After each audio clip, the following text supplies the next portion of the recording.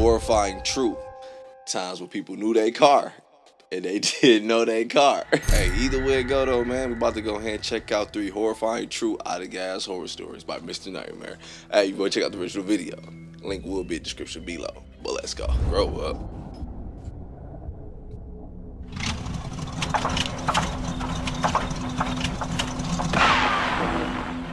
Mr. Creeder. This happened way back in 2005. I was 18. I was living in Uvalde, Texas, a very low-income neighborhood, the kind you'll find sprawled out all over the place in rural Texas when you're not right outside of a city. The closest city to me was San Antonio. I was going to some local community college, because that's all my parents could afford for me. One of my best friends from high school, Andrew, moved to San Antonio to go to San Antonio College. He was living in some small apartment a little outside of the city with a roommate. His girlfriend would also often stay with him. Since the city's only really an hour and a half away, I would visit him all the time. He invited me this one weekend to come crash for the night, so I took my trusty old 1995 Toyota pickup truck. Nah, just kidding, the thing was a piece of crap. The gas gauge didn't even work on it. I'd have to always just keep track of when the last time I filled the tank up was, then reset the trip mileage. I had a car like that before. I took Route 90, which was a straight shot from Uvalde to San Antonio. I was on the road at like 3 p.m. on a Friday, and there was no traffic at all. I got to Andrew at a reasonable time. His girlfriend wouldn't be getting there until tomorrow, so tonight we were gonna go out. We stopped at a liquor store and we drank in his apartment for a while with his roommate. Then the 3 of us went to this dive bar that would kind of look the other way with fake IDs. That was basically our night. We got back to their apartment around 2 a.m. after getting food. I slept on the couch. The next day would have almost been the same thing, but Andrew and his girlfriend were having issues all day, and as the 2 of them got drunker as the night progressed, she started yelling at him in front of me, and it got really awkward and uncomfortable. I didn't really have much to drink that day because I was already iffy about staying the night with her there. I eventually decided I would just head back home. I said goodbye to everyone and started my journey home. It was very late at night. I want to guess midnight, maybe a little earlier. Route 90 was deserted at this time, so I would fly for my pickup standards. But suddenly the engine started sputtering. I felt my heart completely drop as I realized I forgot to fill up the tank. I slowed down, but it was too late. The engine cut. I pulled to the side of the road and tried starting it a few times, but it did no good. I took out my cell phone, which was equally as shitty as my truck, and I tried to get a signal. No shot. I couldn't even call for help. I had to just put my hazards on and hope a good Samaritan would pass. You wouldn't believe how long I sat in the side of the road before seeing headlights. I waved my arms as the car approached. Man. It zoomed past me, ignoring me. This happened again after. Meaning the next chance that somebody rolled by is definitely going to be super low. So, hey, you might as well get to walking it, man. That's wild. At midnight, I'd just stay, let them argue. Ain't like they got the beating on each other. Y'all knew I was coming. I ain't got nothing to do with that argument, doggy I had to bone. just put my hazards on and hope a good Samaritan would pass. You wouldn't believe how long I sat in the side of the road before seeing headlights. I waved my arms as the car approached, but it zoomed past me, ignoring me. This happened again after another 10 minutes or so. I was starting to feel hopeless, like maybe I should just sleep in my car and wait till sunrise to get help. So that's what I was gonna do. I got inside my car, took the key out of the ignition to cut the battery, and just angled my seat back to go to sleep. I would hear the occasional car zooming past like once every 10 minutes, but it didn't feel worth waving people down in the dark. It seemed sketchy for myself and to the people in the cars. Hell yeah. When I was starting to actually drift away to sleep, a car door closing from behind me woke me up. I looked in the rearview mirror and saw a car pulled up behind me with its headlights off. I turned around now to get a better look. There was some big pickup truck, but I couldn't see anyone inside of it, nor did I see anyone outside of it. Maybe someone pulled over to help. I got out of the car and said "excuse me" to no response.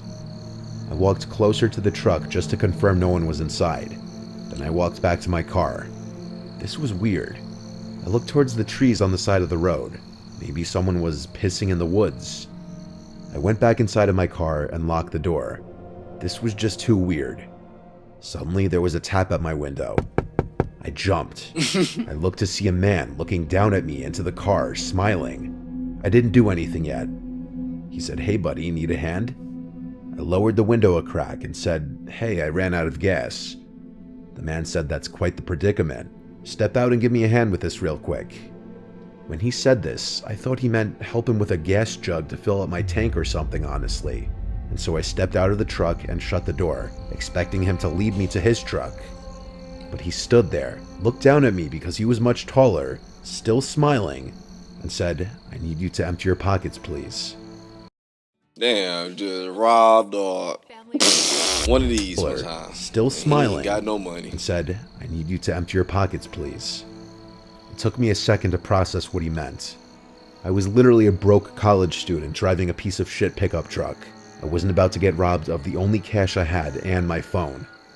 I ran for it in the direction of the trees. I'm small but fast. I turned around and saw he was chasing after me. Once I made it into the trees, I zigzagged all over the place until I seemed to lose him. Then I crouched behind a big tree to catch my breath. When I heard him approaching closer, I quieted my breath. I heard him say out loud, "I'll kill you, you piece of shit." I don't know if he was just saying it out loud out of anger, or if he wanted me to hear it, but I was too scared to move. Even after I heard his footsteps move away, I didn't move. In fact, I stayed in this position the rest of the night, eventually laying behind this big tree up until dawn. I went back over to the highway to my truck, and the truck behind me was gone, but my truck's doors were both open. I found that my glove box had been gone through and completely emptied of anything somewhat valuable. My flannel hoodie was also taken, which had something in the pocket, I'm sure. I finally managed to wave down a good Samaritan. Nigga just had to get something, huh? Did not Completely need emptied that of hoodie, anything doggy somewhat ball. valuable. My flannel hoodie was also taken, which had something in the pocket, I'm sure. I finally managed to wave down a good Samaritan. Yeah, $2. He gave me a ride to the closest gas station. I bought a fuel can, filled it with gas, and the man brought me back to my car, where I filled my tank just enough to drive the truck to a gas station to fill up completely. Then I went straight home. This was a real-life learning experience for me that there are bad people out there who will try to take advantage of you when you're in a vulnerable spot. But there are also good people, like the man who helped me. Catherine. When I was 18, I was very immature and naive. I was kind of a jerk when I was on the road, honking whenever I got impatient, borderline cutting people off. Looking back now, it was very stupid, and if I ever have kids, I'll be that much more strict with them as far as their driving. That being said, I did drive a lot for someone my age. I went away to school 5 hours away from home. No matter what day of the week, traffic always gets atrocious the closer I get to home. So during breaks, I'll drive home at night to avoid this. It goes from a 4 to 5 hour drive down to a 3-hour drive. It was the beginning of winter break, as the fall semester just ended. All my friends left for home on the same day. I just waited till later on in the night to head out, because there's nothing I hate more than traffic. I used to drive a Mazda 3 that I would beat the ever-living crap out of, and admittedly, I used to be known for driving my car to a near-empty tank consistently. People would comment on it whenever they'd be in the car with me, and I'd always assure them that the car would still have at least 30 miles to go even after the needle would hit E. I found out the night I was driving home from school that I was wrong. I was only like an hour into my drive on the interstate. That's a dangerous game to play. I was driving I home learned from the hard way too. 30 miles to go even after the needle would hit E.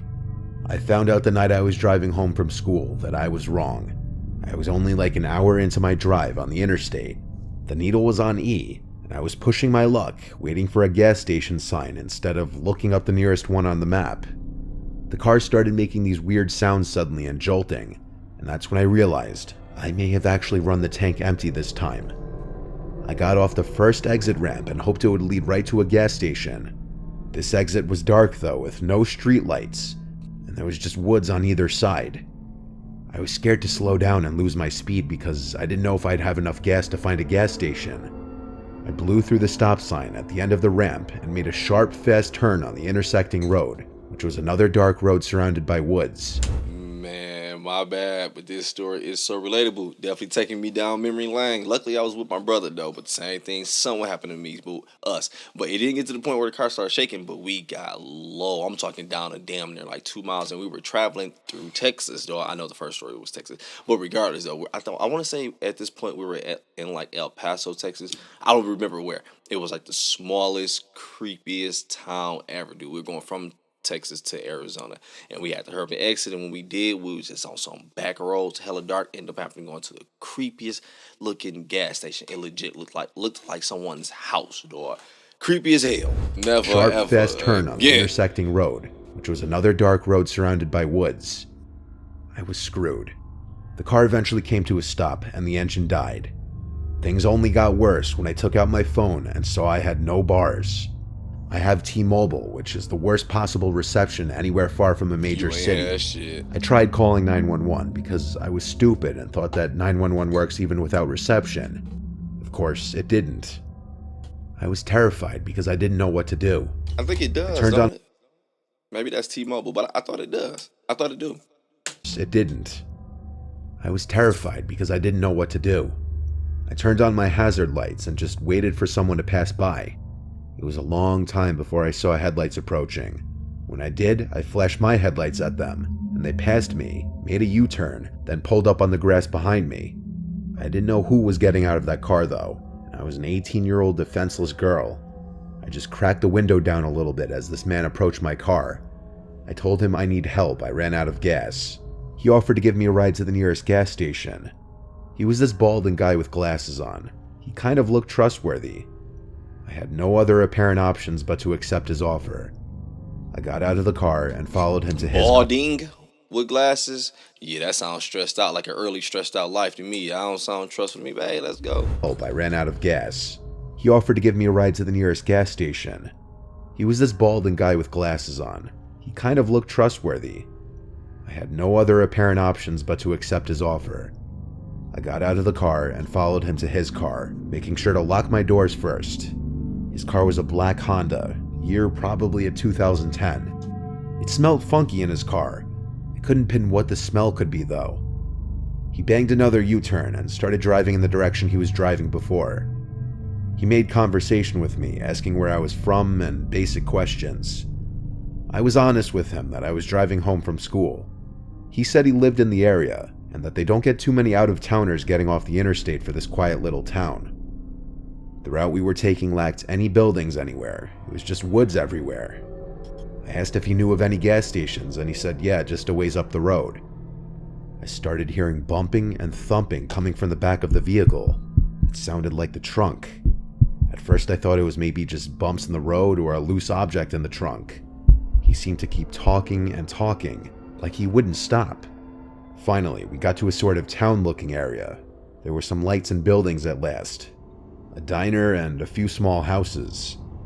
There was a red light at the first intersection since I got in his car. We came to a stop, and for the first time there was silence. And then, I heard the unmistakable sound of someone screaming in the trunk, followed by thumps and bangs. I looked at the man who looked at me. In a split second, I unbuckled my seatbelt, opened the door, and ran, while at the same time he tried grabbing me and pulling me back into the car. I heard him get out as well, but instead of chasing me, he ran to close his passenger side door, and then I heard him floor it down the street. I ran into the diner and asked for help, making a scene. I used their phone to call 911. I waited there, and it became this whole huge thing, with multiple police showing up to the diner to take a report. Given the gravity of the report that I was making, that I heard someone in the trunk of the car, they had to get every last detail for me about the man's car, his appearance, and where he picked me up. I was also given a ride back to my car so that they could also include the pickup location in the report. They also helped me get a hold of AAA, which eventually would come to my location to fill my car with gas. This was overall the scariest experience of my life. The scariest, the most traumatic. Luckily, this made a huge turn for the better, though, dog, that you end up getting out of there and also getting rescued by the boys. Because I ain't gonna lie, as she was in the car and she said she smelled a funky smell, I was like, yo, what if it's a dead body or a body, whatever. But I was like, nah, before I put my foot in my mouth, let me see. Maybe he's going to actually be a good guy because I want to hate him so bad. And he going to drop her off somewhere and then the story going to pick up hella horrific, whatever. But no, when she said she heard some move, I'm like, man, this is one of those situations where it's like, yo, I want to play and act like you ain't here to ish, but at the same time, you never ever want to let them get you to the second location. So I'm like, dog. By the way, if you do hit your ride and it's like, yo, I just really needed one of these moments, not like the people who just do it because they do it, they know what they're doing. But if it's just like, yo, I feel like I might be in danger with this person, man, you gonna have to play it dangerous. Don't put no seatbelt on because just in case you gotta out the door. Damn, that story got dark. This was overall the scariest experience of my life. I was shaken to the core the whole rest of the ride home. I hope they found that man, and I hope whoever was in that trunk is still alive today. For all I know, that man could have been bringing me to his house or somewhere else, and I was just lucky I had a chance to get out at that red light. Anonymous. Meaning, this is about to be terrifying. I live in Burke County, North Carolina, in Morganton. Oh! I'm used to the quiet... Stop playing something. I don't even know what the hell that is. I'm watching be somebody in the chat. Oh my God, I'm from there. Oh my God, I know this person. You don't know nobody. Shut your ass up.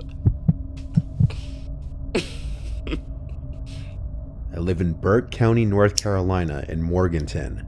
I'm used to the quiet lifestyle that comes with living in a rural place. You get some weird characters here and there, but it's usually nothing too bad. I own a nice plot of land with my husband. My work schedule fluctuates. Sometimes I work days, sometimes I work nights. This happened on a night that I was on my way home after a night shift, so it had to be like 3 a.m. My phone was almost dead, I was hungry, I was tired, and I just wanted to get some food and head home. I stopped at a gas station to get $10 worth of gas and also a packaged sandwich, which I proceeded to eat inside the gas station cafe. Some sketchy guy was eyeing me for a little until he left the building without buying anything. After eating, I went outside to fill up the gas, and then got back in the car. The smell of gasoline was extra pungent for some reason. These roads are very dark and twisty at night, so I was driving slow, especially since I was tired after a long day of work. Then something unexpected happened. The needle on the gas gauge suddenly dropped to E, and the low gas light came on and beeped. I had no idea what was going on. I'm not a car person, and I'd never run out of gas before this. Plus, the needle just suddenly dropped. I thought at first that the computer was glitching, so I pulled over and restarted the car, but the needle was still on E. I tried to continue driving, but the engine died. I started having a panic attack. I called my husband first thing, and thank God he picked up. I asked him how did my car run out of gas after I just filled up, and as I got out of the car, I smelled gasoline. I told him this, and he said it sounds like I have a leak. Yeah, he punctured a a told hole me in he'd head your right shit. over, and he'd call our roadside assistance company. Then I heard a car coming with no headlights, and suddenly it stopped, not far behind my car. I suddenly thought to bring up that sketchy guy who was watching me at the gas station, and I asked my husband if there was a chance he did something to my car. My husband's tone suddenly changed to sounding more concerned and worried. He said yes, there's a chance that he may have cut my fuel line. I didn't know what that meant. All I knew was I needed to run. I took my keys out of the ignition and shut the door and locked it so that the headlights would turn off. My phone was on like 2%, so I told him to text me when he's close. I ran off the road and towards the first house I could find. I ran down the long driveway and up the property to the front door. All the lights in the house were off. I still rang the bell multiple times anyway. Eventually, a light turned on, and then the door opened. A man in his 60s opened the door. He looked like he was just woken up. I asked him to let me in to hide and charge my phone. After a bit of explaining, he opened the door fully and let me in. I asked him for an iPhone charger, and he said he'd go look for one, and asked me to take a seat in the living room. My bad. I was assuming since he was 60, I was like, that boy don't know what you talking about. Get out my comments again. Oh my God, I'm 60. I know what iPhone is. You know what nothing is. Shut up. No, stop playing. Light turned on, and then the door opened. A man in his 60s opened the door. He looked like he was just woken up. I asked him to let me in to hide and charge my phone. After a bit of explaining, he opened the door fully and let me in. I asked him for an iPhone charger, and he said he'd go look for one, then asked me to take a seat in the living room. I sat down, still in my nurse scrubs, feeling a mix of emotions. The man called out from the kitchen asking me if I wanted some water. I said yes, please. Little did he know, I saw his reflection in a mirror in the living room that gave visibility into the kitchen. I saw him fill a cup with water. Then I know for a fact I saw him drop something into the water. He walked out of view of the mirror, but the faucet was still running. It ran for a solid 30 more seconds before he turned it off. He came back into the living room with a glass of water and handed it to me. I thanked him, and he sat down and just looked at me, then asked me to explain the situation again. I replied to him I just really need a charger so that I could contact my husband. He said, "Oh right," and went upstairs. I checked my phone, and it was on 1%. I used that remaining battery to send my current location to my husband just in case. I then smelled the glass of water, and although it didn't smell like anything, I knew he put something in it. Now I had to make the decision of whether I should leave or not. On one hand, I needed to charge my phone badly. On the other, I don't give a fuck about that. You do got a charger, but you just witnessed this nigga try to take you out. At that point, you gonna have to book it, because the Leatherface Daddy about something to capture that ass. Now I had to make the decision of whether I should leave or not. On one hand, I needed to charge my phone badly. He ain't got no charger. On the other, I was 99% sure he did something to this water. I heard him walking back down the stairs, and he said he doesn't have any iPhone chargers since he has an Android. After he said this, I got up and walked straight for the door. I'm not an idiot. Once outside, I ran back down the driveway to the road. I felt like throwing up. I couldn't believe 2 separate potential incidents from 2 different men happened in one night. I crept along the side of the road behind the trees. I took out my phone and sent my updated location, and right around now was when my battery died. I waited for until I saw familiar headlights of my husband's truck. I went out waving my arms, and thank God it was him. I got inside the truck and let all my emotions out, crying to him about what I just went through. He brought us to my car, and there was no longer a car behind mine. My back window was shattered though, and it appeared someone had gotten into the back seat, but nothing of high value was left in my car to steal anyway. My car battery was also now dead. When I told my husband about the man who tried to potentially roofie me, he was so furious he wanted to go break down his door. Man, I bet he was. No, let's just wait for the tow truck to come. We waited quite a while before it came. My car was towed to my dealership, where they would take the car in the next day. My husband was right. My car was vandalized and the fuel line was cut completely. Thank God I was off the next few days, because I needed some time to mentally recover from this night. The idea that twice in one night, I was almost a victim of some sketchy men, I just couldn't get over. Ooh. Hey, that second story though, I think it was the second one, right? The one that kind of made me trip out a bit about the past. That's one of the reasons why I have a rule whenever I get on the road doing like a little drive. Hey, I will never go below half a tank. When I get to half in my head, nah, that's considered empty. Got to pull over and get some gas, because of one time similar to this, man, the creepiest situation ever, dog. Luckily, it wasn't nothing like hella crazy. When we got there, we got gas and dipped out. Obviously, I'm still here. But regardless, though, those second 2 stories definitely tripped me out. I ain't gonna lie. Luckily, they turned around for the good, though, and they got back to the crib safe. Also, W husband for definitely coming through, rescuing his wife and shit. That would have peed me off too, knowing 60 years old and also knowing someone just sabotaged my wife's vehicle at the, man, I'd have been hot as hell. Like, yeah, get me out this country ass fucked up town. Doggy Bone, excuse the outro as well. Smoking mid today, man. Hey, but either way it go though, about to go ahead and get up out of here. Also, if you want to check out the my bad, pause while you would say it. Hey, also, if you want to check out the movie reactions, they will be in the description below. So far, that ish has been fire. We have been watching some horror classics. We watched The Thing. We watched The Shining. Oh my gosh. We watched at the time, I don't know if I uploaded, but Poltergeist is coming. Freaking amazing, though. Also, the Twitch is in the description as well. Also, click that like button for your boy. Appreciate it. Hey, but I'm out.